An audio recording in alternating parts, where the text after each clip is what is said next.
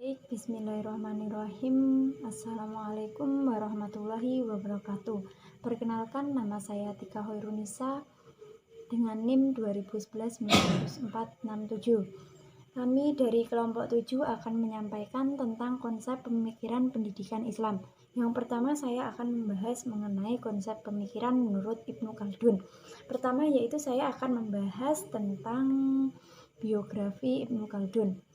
Ibnu Khaldun memiliki nama lengkap yaitu Abdul Ar-Rahman Abu Zaid Ibnu Muhammad Ibnu Khaldun, atau lebih dikenal dengan Ibnu Khaldun, yang dilahirkan di Tunisia pada tanggal 1 Ramadan yang bertepatan pada 732 Hijriah atau 27 Mei 1332 Masehi.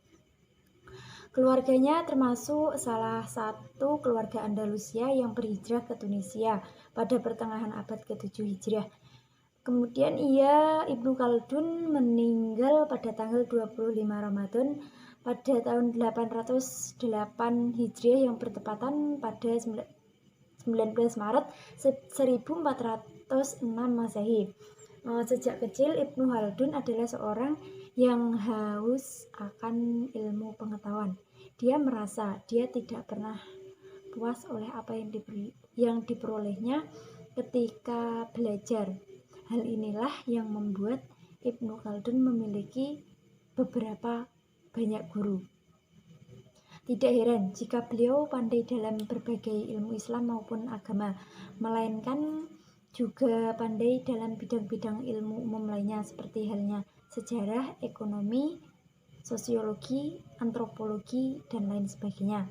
Adapun konsep pemikiran Islam menurut Ibnu Khaldun, yaitu menurut Ibnu Khaldun manusia bukan merupakan produk dari nenek moyang, melainkan manusia merupakan produk dari sejarah, lingkungan sosial, lingkungan alam, dan adat istiadat. Karena itu, lingkungan sosial merupakan pemegang tanggung jawab sekaligus memberikan corak perilaku kepada manusia. Hal inilah memberikan arti bahwa pendidikan menempati posisi sentral dalam rangka membentuk manusia ideal yang diinginkan.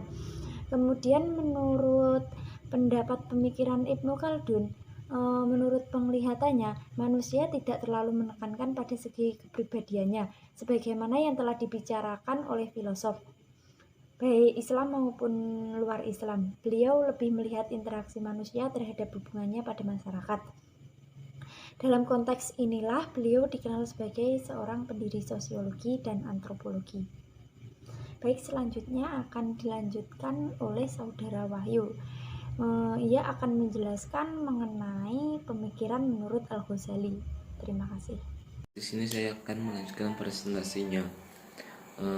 Di sini saya akan menjelaskan tentang biografi Al-Ghazali dan konsep pemikiran pendidikan Islam perspektif Al-Ghazali. Yang pertama, di sini saya akan menjelaskan biografi Al-Ghazali. Al-Ghazali nama aslinya yaitu Hamid bin Muhammad bin Ahmad Al-Ghazali. Dan Al-Ghazali ini lahir pada tahun 450 Hijriah di wilayah Tus atau wilayah Khurasan. Dan wafatnya pun sama, yaitu di wilayah Tus pada tahun 505 Hijriah. Sebutan Al-Ghazali ini berasal dari kata ghazal yang berarti tukang menenun benang, karena profesi atau pekerjaan ayahnya sebagai penenun benang wol. Selain itu, Al-Ghazali juga diambil dari kata Ghazala, yaitu nama tempat kelahiran Al-Ghazali. Jadi nama Al-Ghazali ini diambil dari pekerjaan ayahnya atau tempat wilayah kelahiran Al-Ghazali tersebut. Al-Ghazali memiliki beberapa keahlian disiplin ilmu, baik itu sebagai sufi, filsuf maupun pendidik. Ia menciptakan beberapa kitab, yang salah satunya itu kitab Ihya Ulumuddin, dalam rangka menghidupkan kembali ilmu-ilmu agama. Sejak kecil, Al-Ghazali dikenal sebagai anak yang sangat pandai dan senang dengan ilmu-ilmu pengetahuan. Eh, dan selanjutnya Al-Ghazali memulai pendidikannya di wilayah kelahirannya, terus yaitu dengan mempelajari dasar-dasar pengetahuan. Selanjutnya pada masa mudanya ia belajar di wilayah Nisapur dan Khurasan, dan pada waktu itu sebagai wilayah tempat pusat ilmu pengetahuan berkembang. Dan pada saat itu Al-Ghazali berguru kepada Imam Al-Haramain Al-Juwani yang merupakan guru besar di wilayah tersebut. Dan Al-Ghazali belajar beberapa ilmu yang diantaranya itu ilmu teologi, hukum Islam, filsafat, logika, sufisme, dan ilmu-ilmu alam. Baik, yang berikutnya itu konsep pendidikan Islam perspektif Al-Ghazali. Menurut Al-Ghazali, dalam pendidikan, guru tidak hanya mencerdaskan pemikiran para muridnya. Selain itu juga membimbing, mengarahkan, membersihkan hati untuk mendekatkan diri pada Allah. Jadi peran guru ini sangatlah besar, bukan hanya mengajar, namun juga paling penting yaitu mendidik. Dalam konsep pendidikan Islam menurut Al-Ghazali dapat diketahui dengan cara memahami pemikirannya berkenaan dengan berbagai aspek. Yaitu di sini saya akan menjelaskan yaitu aspek tentang tujuan pendidikan, kurikulum pendidikan, dan metode pembelajaran. Baik, yang pertama di sini saya akan menjelaskan dengan tujuan pendidikan menurut Imam Al-Ghazali.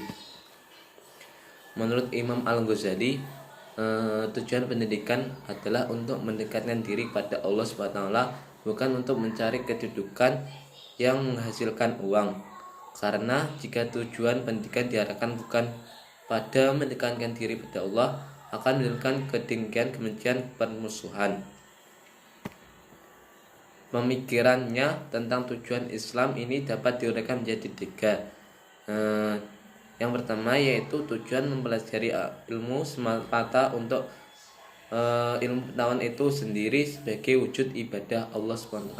Jadi yang pertama ini tujuannya hanya semata-mata untuk mencari ridhonya Allah Subhanahu wa taala.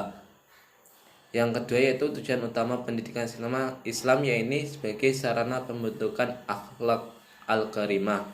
Jadi tujuan utama kita sebagai umat Islam untuk mencari ilmu itu sebagai pembentukan akhlak yang baik. Jadi sini kita mencari ilmu untuk pembentukan akhlak yang baik.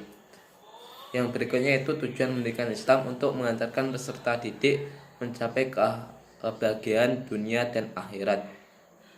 Jadi di sini tujuan pendidikan Islam itu untuk mengantarkan para mencarinya untuk mencari kebahagiaan dunia dan akhirat, bukan kebahagiaan dunia juga saja tapi juga di akhirat.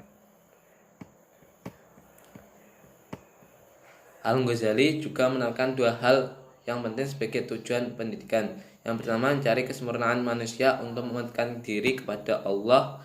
Yang kedua yaitu mencari kesempurnaan manusia untuk meraih kebahagiaan di dunia dan akhirat.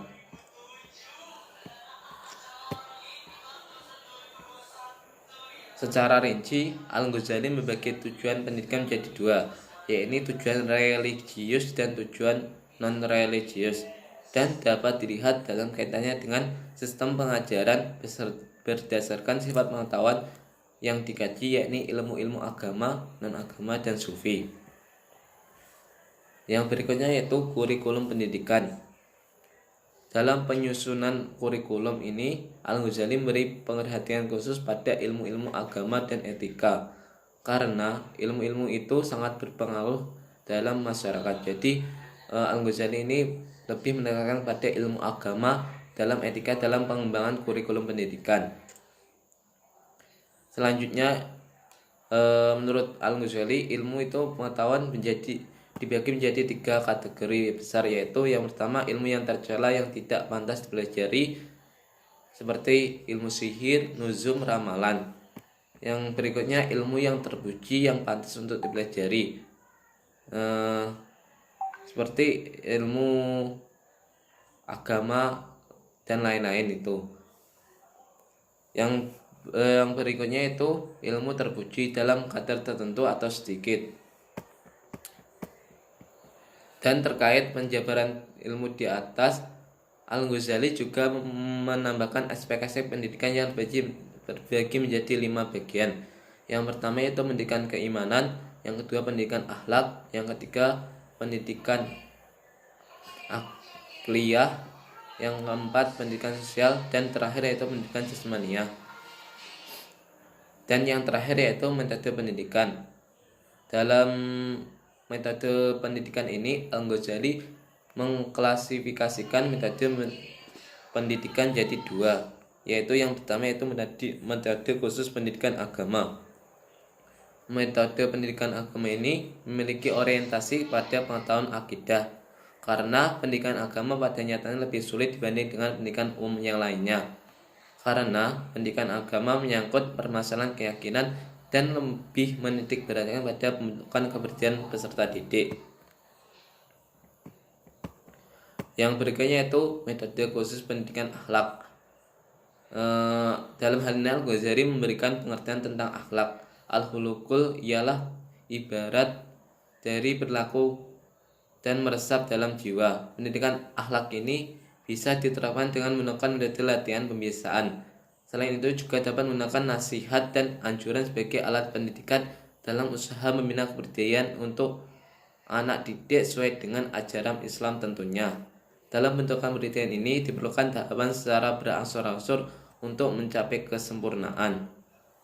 Mungkin sekian dari kelompok kami, kurang lebihnya minta maaf sebesar-besarnya, dan apabila kurang paham bisa ditanyakan. Billahi taufiq wal hidayah. Assalamualaikum warahmatullahi wabarakatuh.